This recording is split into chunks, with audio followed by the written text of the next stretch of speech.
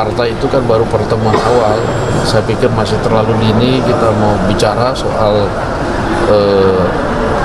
capres, karena partai-partai tentunya juga mempunyai aspirasi masing-masing. Yang saya tidak mau menanggapi mengenai masalah siapa capres, siapa cawapres, karena itu adalah nanti kewenangan daripada partai-partai ini untuk membicarakan pada saat mereka bertemu. Itu sangat penting bagi Pak Jokowi ya.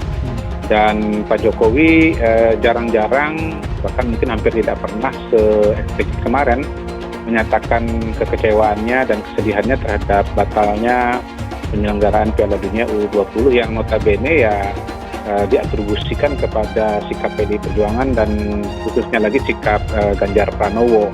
Jadi saya melihat ada dua sisi sebetulnya dari sikap Pak Jokowi. Yang pertama mungkin pada PDI Perjuangan, yang kedua pada Ganjar Pranowo gitu. Dan karena sikap yang terjadi pada PDI Perjuangan dan Ganjar Pranowo, maka kemudian menjadi wajar juga kalau ada sinyalemen ya bahwa oh iya Pak Jokowi selama ini kan memang dekat dengan PDI Perjuangan karena notabene kader, tetapi juga sebagai presiden dia juga tahu bahwa kekuatan politik di Indonesia ini tidak hanya PDI Perjuangan, karena itu juga harus mengelola keseimbangan dengan partai-partai yang lain. Dan kita juga sudah melihat selama ini bahwa yang jalan dengan Pak Jokowi itu kan ada dua orang, bukan cuma satu. Ada Ganjar tapi juga ada Prabowo. Mungkin selama ini ya katakanlah 50-50 atau Ganjar 60%, Prabowo 40%.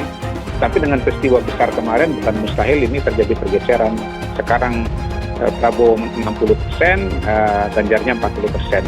Saya kira itu yang membuat kenapa dua koalisi besar ya, KKIR dan KIB ini bisa kumpul lah bersama-sama begitu. Jadi sinyalemennya sih pada hari ini KKIR dan KIB akan merger, bergabung menjadi sebuah koalisi besar begitu. Walaupun statement dari PDI Perjuangan terakhir itu juga menarik, siap menjadi tuan rumah, dan saya kira ini menjadi sesuatu yang kita perhatikan ke depan karena kalau kita bicara koalisi pada hari ini kan sesungguhnya ada 4 potensi koalisi. KKIR dengan capresnya Prabowo Subianto, kemudian Perubahan dengan capresnya Anies Baswedan. Yang belum jelas ini kan sebetulnya KIB dan PDI Perjuangan. Anggaplah PDI Perjuangan itu ada Ganjar Pranowo, dan menurut saya sebetulnya semula KIB itu kecenderungannya kepada Ganjar Pranowo, cuman tidak mau mendahului PDI Perjuangan mendeklarasikan Ganjar Pranowo. Ya, sehingga sebetulnya ada tetap peluang bahwa KIB akan bergabung dengan PDI Perjuangan ya, karena kan di situ ada katakanlah Ganjar Pranowo yang juga punya peluang untuk menang. Tetapi dengan sikap Ganjar kemarin yang istilah saya itu menjadi antitesis Jokowi, Ganjar itu menjadi titik tolak, bukan lagi menjadi titik tarik gitu. Paksakan kadernya untuk bakal capres koalisi besar. PDIP dinilai arogan. PDI Perjuangan dinilai arogan bila bergabung dengan koalisi besar, namun memaksakan bakal calon presiden yang diusung mesti dari kader internalnya. Jika hal itu terjadi, itu menandakan besarnya arogansi PDIP dalam berkoalisi. Persyaratan yang diajukan PDIP tampaknya akan membuat Gerindra dan Golkar sulit menerimanya.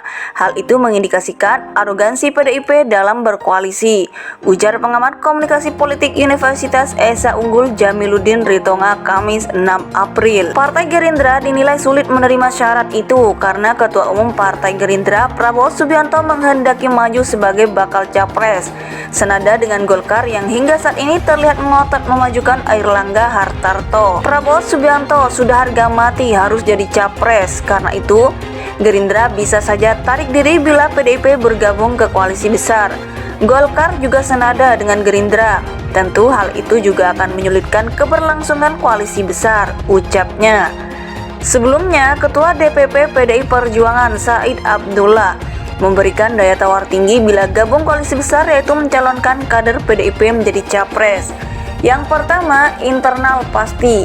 Pemenang posisinya capres. Yes, kata Said di Kompleks Parlemen Senayan, Jakarta, Selasa 4 April. Isu terkait koalisi besar muncul setelah 5 ketua umum partai politik hadir dalam acara silaturahmi Ramadan di DPP Partai Amanat Nasional pada Minggu 2 April.